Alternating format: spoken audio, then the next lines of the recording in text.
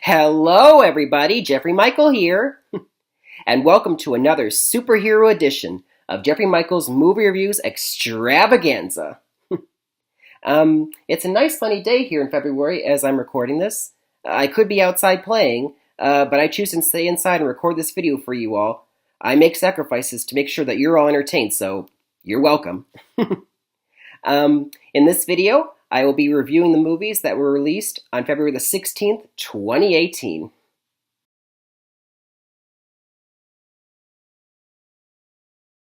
Okay, the first film that I will review for you is the latest superhero movie, and that is Black Panther, rated PG-13.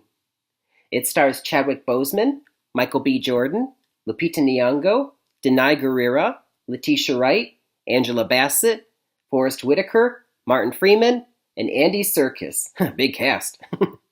And was directed by up-and-coming black director Ryan Coogler, who already brought you such fantastic films as Fruitvale Station and Creed. Now, Black Panther is the latest film from Marvel Studios. For all you Marvel fans, it is the 18th film in the Marvel Cinematic Universe, or MCU, franchise. And it is also the 6th film of Phase 3 for all you Marvel superfans out there. Yep, still me. In fact, I'm actually wearing a Spider-Man t-shirt as I'm recording this, but I can't show the logo because copyright. So anyway, Black Panther, it starts out, a narrator explains that millions of years ago, an asteroid containing vibranium, one of the rarest metals in the universe, crash lands in the heart of Africa, or rather Wakanda. And the 5 tribes at the time that inhabited that land debated over what they would do with this vibranium. You see, the vibranium is a precious metal. It's also a living organism that seeps its way into the plant life in the area, and it also it stores energy, so it can be used as for technology.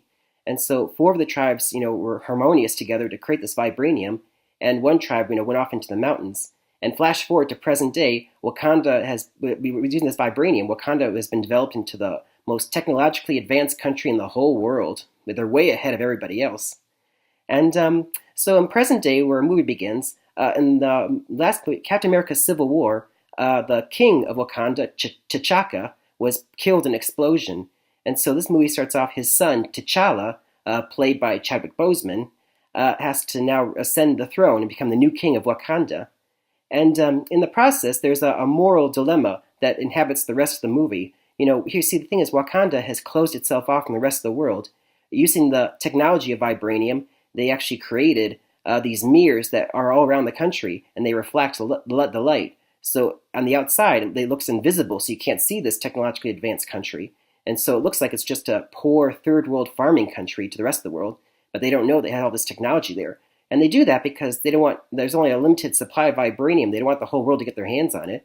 And they also just want to be left alone with this technology. But it's a dilemma because it feels like they're hiding the whole movie, and T'Challa wonders if their country should be that way anymore. But it becomes serious, though, when something happens that exacerbates that problem.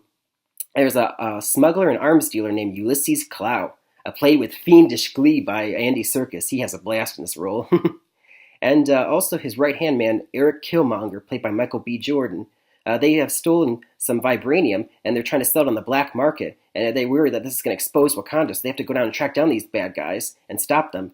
Can they stop the villains and also protect their secret? I mean, there's more to the movie, but I'm not going to reveal too much more. Also, Eric Killmonger may have a connection to the royal family of Wakanda. Again, I'm not going to tell you any more than that. Overall, this film, can I just say, after 18 films in the Marvel Cinematic Universe, I think this is in the top 3 easily. Oh my gosh, I love this movie, and that's a pretty big claim from 18 films, so here's why. First of all, this movie is one of the rare superhero movies that has a predominantly black cast.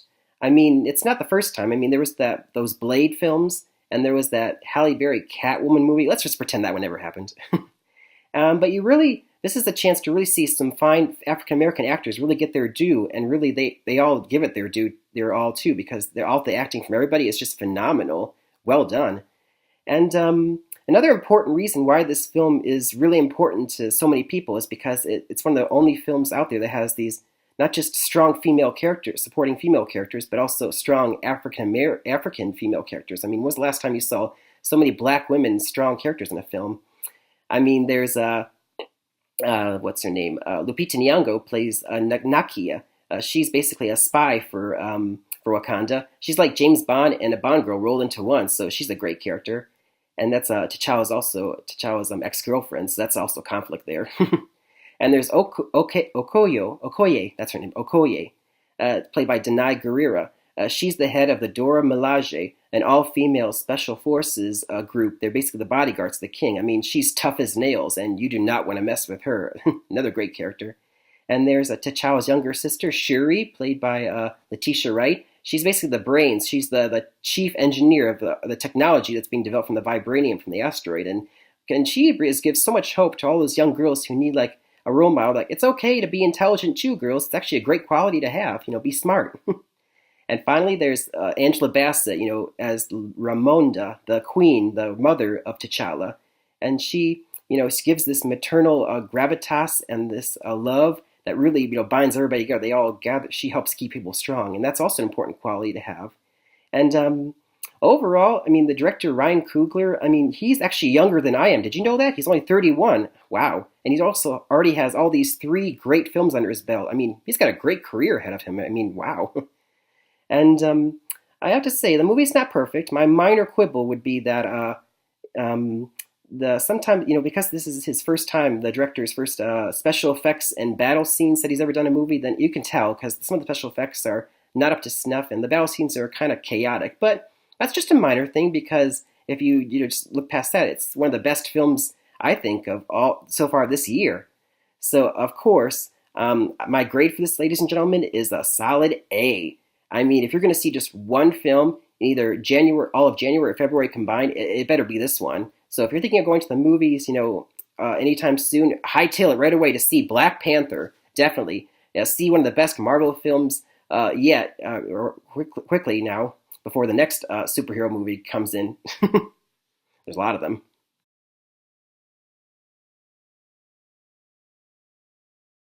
So the next film that I will review for you is Early Man, rated PG. It stars the voice talents of Eddie Redmayne, Tom Hiddleston, Maisie Williams, and Timothy Spall, and was brought to you by Aardman Animated Studios. Aardman Studios brought you other such stop-motion clay animated films like Chicken Run and Wallace and Gromit. Mm-hmm. Now, Early Man is set during the Stone Age. Our main character is a little cave boy named Doug, voiced by Eddie Redmayne. He has a pet boar named Hognob, and his father, the chief, voiced by Timothy Spall, runs their tribe. Their tribe lives in a green valley that's surrounded by volcanic badlands, and they spend all their time hunting rabbits. But Doug wonders, why do we only hunt rabbits? I think we're meant for something bit more than that.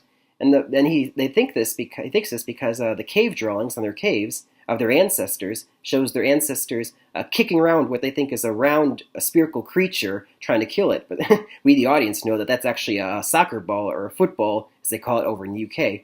And they're actually playing football or soccer. And so the father's like, no, we're meant to hunt rabbits, so that's what we'll do. And so one day when they're out hunting the latest rabbits, all of a sudden a gigantic machine made out of bronze comes crashing through the forest, breaking trees out of the way. And this signals the beginning of the Bronze Age. The Stone Age meets the Bronze Age. And this army is being led by Lord Newth, who's voiced by Tom Hiddleston. Lord Newth is there in that valley because there's a lot of bronze there and they want to mine it. And so they basically drive the tribe right out of their valley into the volcanic badlands. But Doug stays to try to fight them, but he gets knocked out and lands in the basket of one of the machines. And so they leave with their bronze, and Doug goes with them, to their city of bronze. And he's amazed by what he's seeing, all these marvels that as a caveman he's never seen before. And he meets a local girl there named Guna. Guna is voiced by Maisie Williams, and she shows them that they have a tournament game, and it's actually, of course, as we know, football or soccer. And he's amazed by what's happening. And then there's the champions, and they win their game. And then Duck has an idea. He confronts Lord Newth and says, I have a challenge to you.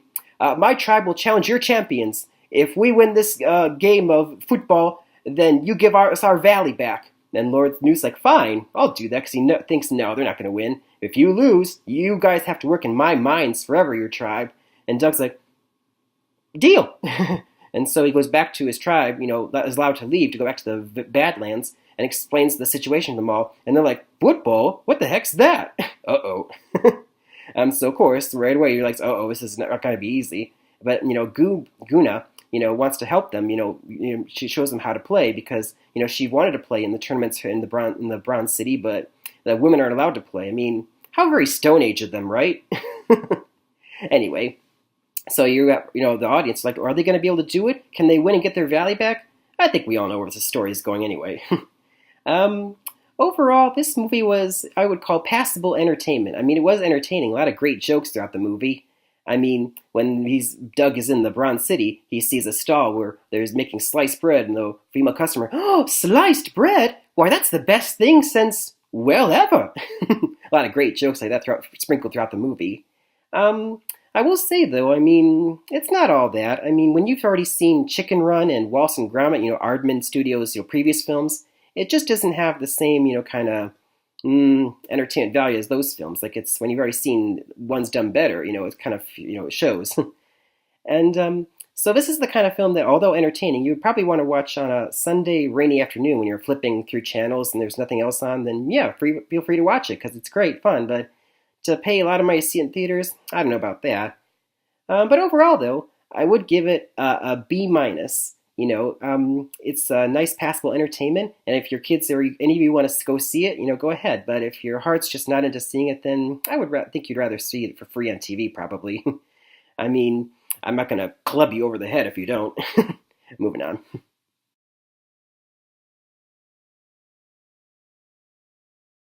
Okay, the last film from February the 16th I will review for you is Samson, rated PG-13.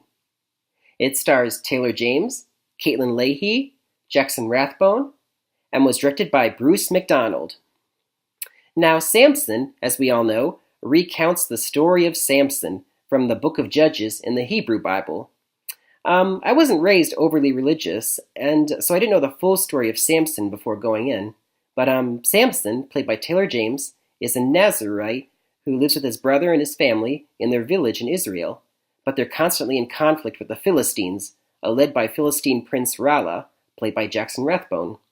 And it has been prophesied that a god would give to Samson super inhuman strength in order to be able to combat the Philistine army. Now, this movie tries really hard to shoehorn in almost all of the story of Samson.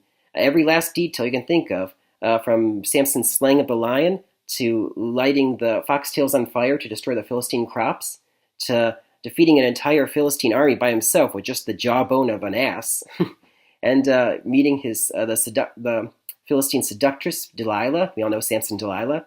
To the inevitable the conclusion where we all know by now is where he made a vow, never to cut his hair, and if he did, he would lose his strength, and we all know how that goes.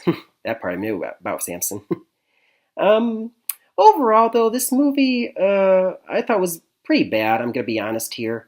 I mean, their heart was in the right place, making a nice, story from the Bible. I mean, I'm not against religious films, but I can tell when passion is put into a film, and I didn't feel it with this one.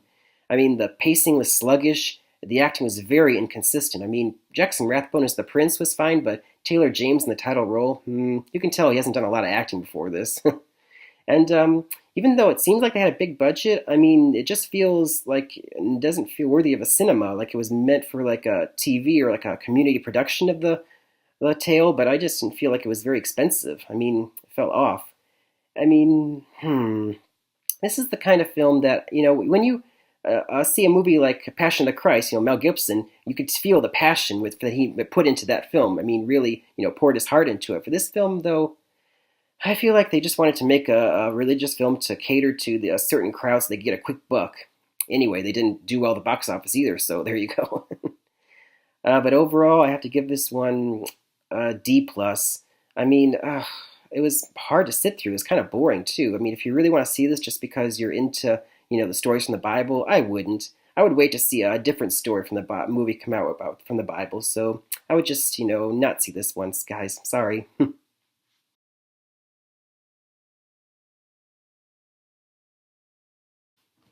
I am T'Challa, King of Wakanda, and I challenge you to give this recap. Recap, everybody. Black Panther, A. One of the best Marvel films with a predominantly black cast, a strong black lead, and equally strong black female characters. One of the best films of 2018 so far. Everybody see this one, please. Early Man, B-. So-so passable, entertaining stop-motion film from Aardman Studios. See it for free on TV, but I wouldn't see it in theaters. And finally, Samson, D+. A sluggish, inconsistent, cheap, boring film that tries to recount the story of Samson and fails miserably. I wouldn't see this one. It's not worth it. And that'll do it for another superhero edition of Jeffrey Michael's Movie Reviews Extravaganza. Until next time, happy movie watching, everybody. So long for now. See you next time.